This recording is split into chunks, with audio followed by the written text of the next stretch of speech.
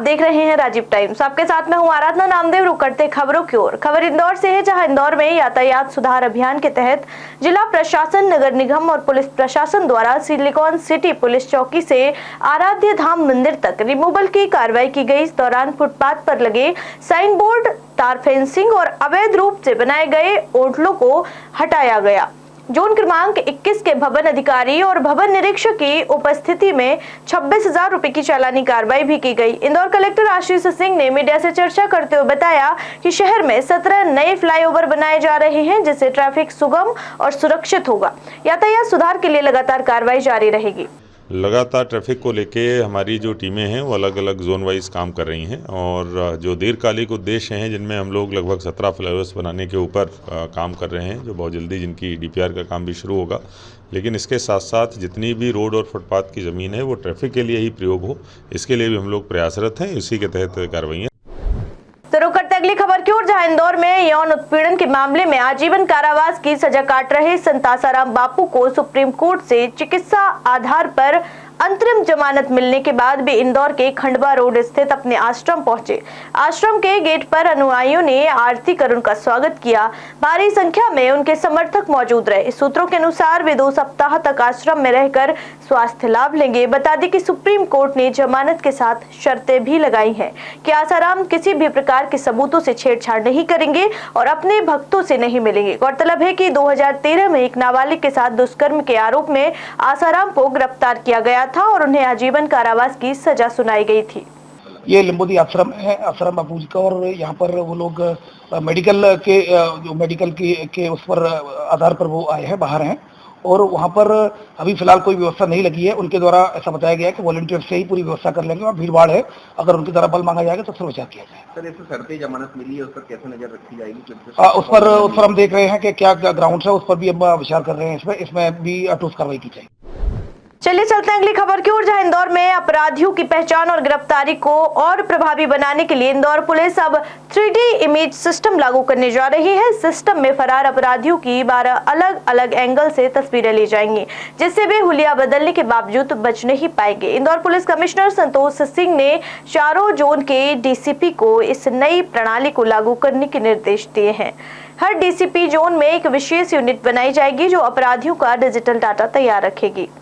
ये Indore police commissioner Santosh Singh sir के द्वारा ये इसमें निर्देशित किया गया है, और इसमें एक 3D इमेज डाटा, जो आरोपी फरार है और जो आरोपियों का एक डाटा बनाया जाएगा, जिसमें 12 तरीके से इनके 12 एंगलों से इनके फोटो लिए जाएंगे, और इनके लिए 4 यूनिट तैयार की जाएंगी चारों जोनों में, और वहां पर उनका डाटा रखा जाएगा, जिसको नेक्सस सिस्टम से जोड़ा जाएगा।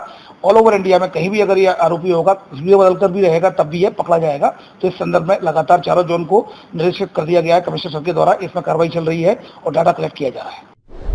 इंदौर के लसोड़िया क्षेत्र में एक युवक ट्रेन से गिर गया और गंभीर रूप से घायल हो गया। इलाज के दौरान उसकी मौत हो गई।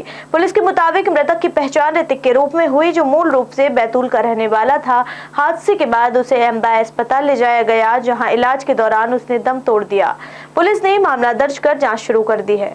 ये ऋतिक सालोड़े, पिता दिनेश सालोड़े के नाम से एक सूचना आई थी रात को थाना लसोड़िया पे कि ये जो है एक्सीडेंट में घायल होके एमवाय अस्पताल एम्बुलेंस इसको लेके आई है, और इसकी इलाज के लिए इसको कल रात में 11:30 बजे एम्बुलेंस में यहाँ भर्ती कराया था। आज सुबह जो है कंप्यूटर ऑपरेटर एमवाय के दशरथ सिंह ने सूचना दिया है कि इसकी ट्रेन से गिरने से ये घायल हुआ था, और इसकी आज सुबह 8:30 बजे इलाज के दौरान मृत्यु हो गई है। रुक करते अगली खबर की ओर, जहां इंदौर के GDC कॉलेज की छात्राओं ने इंदौर कलेक्टर कार्यालय पहुंचकर स्पोर्ट्स टीचर रामेंद्र सिंह तोमर के खिलाफ छेड़छाड़ की शिकायत दर्ज कराई और ज्ञापन सौंपा। छात्राओं की मांग है कि आरोपी टीचर को निलंबित किया जाए और सख्त कार्रवाई की जाए। उन्होंने कॉलेज परिसर में सुरक्षा व्यवस्था कड़ी करने और महिला स्पोर्ट्स टीचर की नियुक्ति की भी मांग की है। इंदौर ज्वाइंट कलेक्टर ने आश्वासन दिया कि मामले की जाँच कर उचित कार्रवाई की जाए। ये घटना कई सालों से चलती आ रही है, और हमारी फर्स्ट ईयर की जो स्टूडेंट है बहुत ही बहादुर है, जिसने ये एक बहुत बड़ा कदम पूरी कॉलेज के लिए उठाया, और उसी के चलते हम उसका सपोर्ट करते हुए आज यहाँ पर कलेक्टर कार्यालय पे आए हैं कलेक्टर महोदय को ज्ञापन देने के लिए कि जो आरोपी है उसको कड़ी से कड़ी सज़ा दी जाए। दूसरा जो है, उसको किसी भी कॉलेज के अंदर किसी भी तरह का उसको अपॉइंट ना किया जाए, और जो हायर अथॉरिटी है स्पोर्ट्स की, वो भी स्ट्रिक्ट एक्शन लिए इस पे।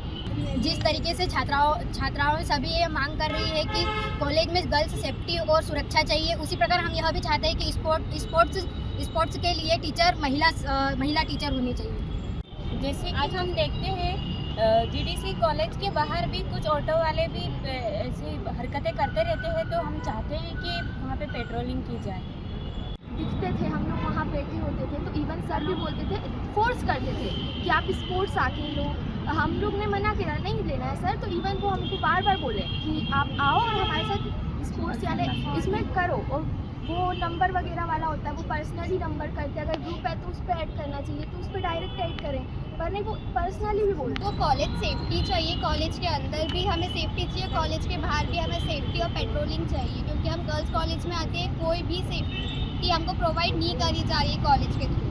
और हमारे पेरेंट्स हमें एज अ गर्ल्स कॉलेज इसलिए भेजते ताकि गर्ल्स हमारी सेफ रहे, बट यहाँ पे कुछ भी सेफ नहीं है और ना ही प्रिंसिपल है हमारा परमानेंट। यहाँ पे आज कलेक्टर ऑफिस में आए हैं ज्ञापन देने के लिए। आप सभी ये जानते हैं कि परसों की घटना है, हमारे कॉलेज के स्पोर्ट टीचर रामेंद्र सिंह तोमर ये बहुत सालों से ये हरकतें करते आ रहे हैं कि स्पोर्ट ग्राउंड में लड़कियों के साथ छेड़छाड़ी।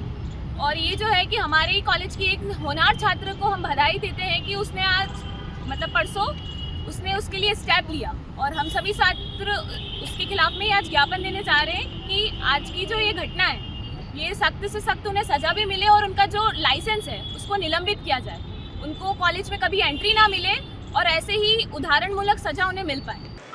ये जीडीसी की छात्राओं के द्वारा ज्ञापन कलेक्ट्रेट में दिया गया है और इसमें किसी स्पोर्ट्स शिक्षक के द्वारा छात्राओं के साथ छेड़खानी की बात उन्होंने कही है कि उसकी छेड़खानी के कारण आज ये बच्ची ज्ञापन देकर कार्रवाई की गई है। सर आपका परिचय?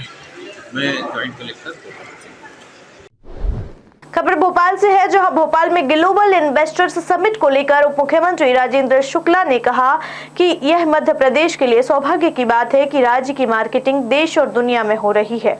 उन्होंने कहा कि मध्य प्रदेश में निवेश के लिए अनुकूल माहौल है और उद्योगपति यहां आने के लिए इच्छुक है। जीआईएस ने सेक्टोरियल सेशन और डिपार्टमेंटल प्रेजेंटेशन होंगे। सरकार ने समिट के लिए कई नीतियों को मंजूरी दी है। बहुत ही शानदार तैयारी है। ग्लोबल इन्वेस्टर समिट के उद्घाटन सत्र में प्रधानमंत्री जी का आना इस ग्लोबल इन्वेस्टर समिट को और ज़्यादा महत्वपूर्ण बना देता है। समापन में हमारे गृह मंत्री भारत सरकार के आदरणीय अमित शाह जी आ रहे हैं और जितने बड़े इंडस्ट्रियलिस्ट हैं वो भी उद्घाटन सत्र में और समापन सत्र में भाग ले रहे हैं। और देश और विदेश में मध्य प्रदेश में इन्वेस्टमेंट का एक बहुत ही अच्छा इंफ्रास्ट्रक्चर है, अच्छा वातावरण है, हमारी पॉलिसीज़ बहुत ही अच्छी हैं, कई प्रकार की अट्रैक्टिव पॉलिसीज़ को कैबिनेट ने मंजूर कर दिया है और कुल मिला के बहुत ही अनुकूल वातावरण है और निश्चित रूप से औद्योगिक क्रांति लाने का जो मुख्यमंत्री डॉक्टर मोहन यादव जी का प्रयास है वो सफल होगा। कैंसर हॉस्पिटल भी सर छतरपुर में खुल रहा है, वहाँ पर प्रधानमंत्री नरेंद्र मोदी जी जाएंगे, किस तरह से देखते हैं इसको? बागेश्वर धाम में पूज्य धीरेन्द्र कृष्ण शास्त्री जी जो वहाँ के प्रमुख हैं, उनका प्रयास से जिस प्रकार से कैंसर हॉस्पिटल का संकल्प उन्होंने लिया है उसका भूमि पूजन प्रधानमंत्री जी कर रहे हैं। इससे उसका और भी गंभीरता बढ़ जाती है कि वास्तव में उस इलाके में प्रधानमंत्री जी संवेदनशील हैं और वो चाहते हैं कि दूरस्थ रिमोट एरियाज़ में अच्छी स्वास्थ्य की सुविधाएं बढ़ें और एक संत के द्वारा इतना बड़ा संकल्प लेके और उसको बनाने का फैसला का निश्चित रूप से प्रधानमंत्री जी ने उसको बहुत ही अच्छा माना, तभी भूमि पूजन करने के लिए वो आ रहे हैं। तो रुक करते अगली खबर की ओर, जहां पश्चिम बंगाल की मुख्यमंत्री ममता बनर्जी द्वारा महाकुंभ पर दिए गए बयान पर मध्य प्रदेश के मुख्यमंत्री डॉक्टर मोहन यादव ने कड़ी प्रतिक्रिया दी। उन्होंने कहा कि महाकुंभ आस्था, श्रद्धा और विश्वास का प्रतीक है और इस पर नकारात्मक टिप्पणी करना हिंदू धर्म का अपमान है। मुख्यमंत्री ने ममता बनर्जी से अपने बयान पर माफी मांगने की मांग की। उन्होंने कहा कि ममता बनर्जी ने महाकुंभ को लेकर बेहद घटिया भाषा का इस्तेमाल किया है। यही कारण है कि लोगों को उनके जैसे संगठनों से विश्वास उठता जा रहा है। पश्चिम बंगाल की मुख्यमंत्री ममता बनर्जी द्वारा जो बहुत निम्न स्तरीय भाषा उपयोग की गई, महाकुंभ ये बहुत आस्था, श्रद्धा और विश्वास का कुंभ होता है। ऐसे में घटनाओं के आधार पर अपनी भावना का व्यक्त करना अर्थात हिंदू धर्म का अपमान करना है। उनका ये कहना कि ये मृत्यु कुंभ है, ये उनकी मानसिकता बताता है। जनता इसी कारण से इन दलों के प्रति विश्वास अपना खोती जा रही है। मैं उम्मीद करूंगा कि आने वाले समय में और जनता इनको सबक सिखाए और अभी भी समय है इनको अपने कहे से हिंदू धर्म के प्रति पता नहीं क्यों कांग्रेस और इनके साथ वालों को आपत्तियां होती है। इस बुलेटिन में फिलहाल इतना ही। देश दुनिया की तमाम खबरें देखने के लिए देखते रहिए राजीव टाइम्स। नमस्कार।